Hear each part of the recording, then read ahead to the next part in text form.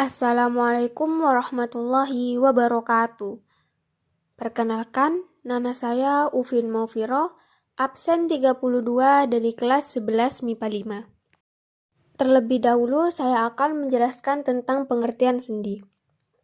Kerangka tubuh manusia itu memiliki kurang lebih dari 206 tulang yang dihubungkan oleh adanya sekitar 230 sendi. Hubungan antar tulang tersebut disebut dengan artikulasi, atau di dalam pengertian yang lebih jelasnya yaitu sendi atau artikulasio ini merupakan suatu tempat di mana dua tulang maupun juga lebih itu saling berhubungan antar satu dengan yang lainnya, yang mana di antara tulang-tulang itu juga bisa atau dapat terjadi pergerakan atau tidak. Sendi pada tubuh manusia itu mempunyai komponen dengan fungsinya.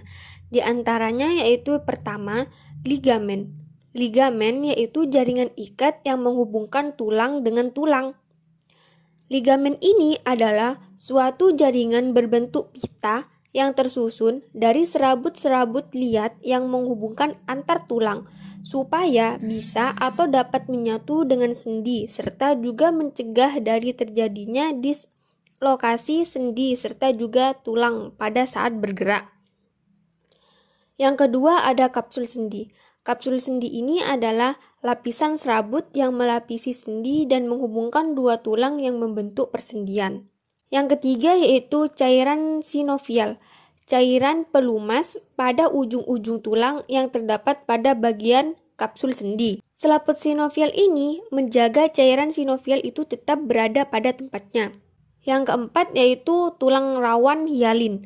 Jaringan tulang rawan yang menutupi kedua ujung tulang yang membentuk persendian berguna untuk menjaga persendian dari benturan keras. Tulang rawan merupakan jaringan tulang yang menutupi kedua ujung tulang yang fungsinya untuk menjaga tulang dari benturan.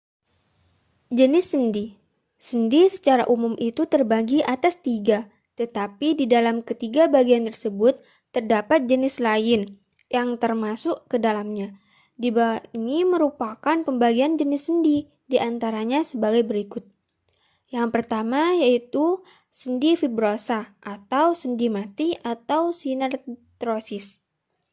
Sendi fibrosa ini adalah persendian yang mana pada permukaan tulang yang bersendi dihubungkan oleh selapis jaringan fibrosa sehingga terdapat kemungkinan geraknya itu sangat sedikit.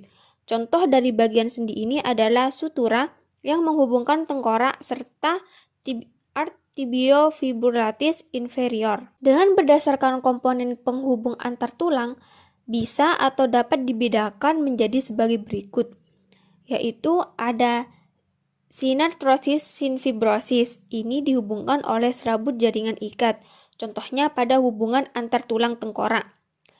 Ada juga sinkordosis, ini ialah dihubungkan tulang rawan, contohnya hubungan bagi tulang rusuk itu dengan ruas tulang dada. Ada juga gomposis, sendi yang mana tulang terbentuk kerucut masuk ke dalam kantong tulang. Contohnya itu seperti pada gigi yang tertanam pada alveoli tulang rahang. Kedua, ada sendi kartilaginosa atau sendi dengan pergerakan terbatas. Sendi ini tidak mempunyai rongga sendi serta diperkokoh dengan adanya jaringan kartilago. Pergerakannya juga cukup terbatas disebabkan karena tulang-tulangnya ini dihubungkan oleh tulang rawan hialin. Sendi ini terbagi atas yang pertama, sendi kartilaginosa primer ini merupakan suatu persendian yang tulang-tulangnya itu disatukan oleh suatu lempeng atau juga potongan rawan hialin. Di persendian ini tidak ada suatu pergerakan yang mungkin dilakukan. Contohnya ialah persatuan antara epifis serta diafase, juga antara iga 1 serta manubrium sterni. Yang kedua yaitu ada sendi kartilaginoso sekunder. Ialah suatu persendian yang mana tulangnya itu dipersatukan oleh adanya suatu lempeng rawan fibrosa dan juga pada permukaan sendi tersebut diselimuti oleh adanya lapisan rawan hialin yang cukup tipis. Pergerakan pada sendi ini juga mungkin dilakukan, namun tetap tergantung pada sifat fisik rawan fibrosa. Contohnya ialah arth intervertebralis juga symphysis osis pubis. Ketiga yaitu ada sendi sinovial atau sendi dengan pergerakan bebas. Sendi sinovial ini sendi yang kompleks terdiri dari 2 tulang, kapsul sendi, kartilago sendi, membran sinovial, cairan sinovial, dan rongga sinovial. Sendi sinovial ini merupakan persendian yang mempunyai kemungkinan untuk bisa banyak bergerak, disebabkan karena pada sendi ini terdapat suatu discontinuited di antara tulang-tulang yang bersendi atau merupakan rongga sendi. Terdapat 6 jenis dari pembagian diartrosis di antaranya. Yang pertama ada sendi datar atau geser, berupa pergeseran pada tulang. 2 permukaan datar dari tulang saling meluncur satu atas lainnya. Pergerakan terbatas, itu sedikit miring serta rotasi, misalnya seperti karpus dan tarsus. Yang kedua ada sendi peluru.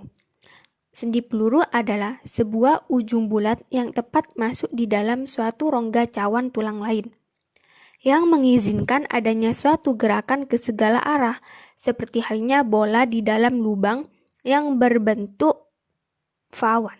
Contohnya itu sendi panggul serta sendi bahu. Jenis sendi ini juga digolongkan ke dalam sendi bersumbu 3. Yang ketiga ada sendi engsel.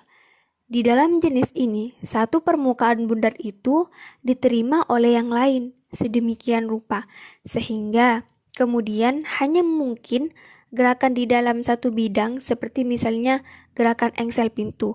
Contohnya itu seperti sendi siku, lutut, dan mata kaki. Yang keempat ada sendi berporos.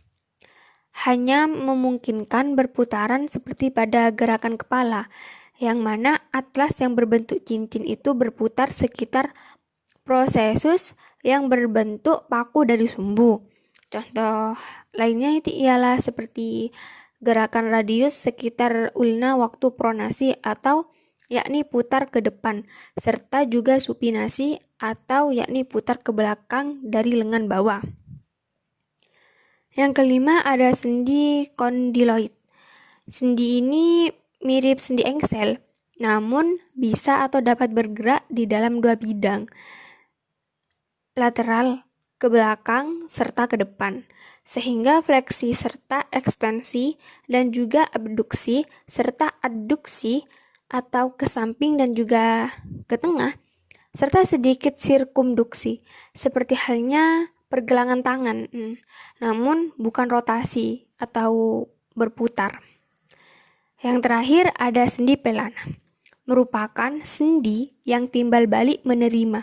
Contohnya ialah seperti sendi antara trapesium atau multagulum maius, serta juga tulang metakarpal pertama dari ibu jari, memberikannya banyak kebebasan dalam bergerak, memungkinkan ibu jari itu berhadapan dengan jari-jari lainnya. Proses pergerakan sendi.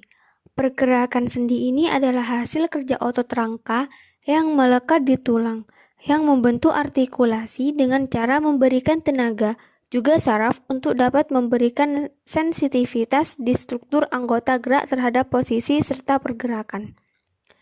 Tulang ini memiliki fungsi hanya sebagai pengangkut serta sendi sebagai penumpu. Kita juga sudah mengetahui bahwa otot melekat di tulang serta bisa atau dapat berkontraksi, lalu menarik tulang yang dibantu oleh adanya sendi, sehingga kemudian dapat bergerak seperti kemauan kita. Saraf yang berkesinambungan di dalam tubuh tersebut juga mengambil andil yang besar di dalam pergerakan ini. Kurang lebihnya mohon maaf. Wassalamualaikum warahmatullahi wabarakatuh.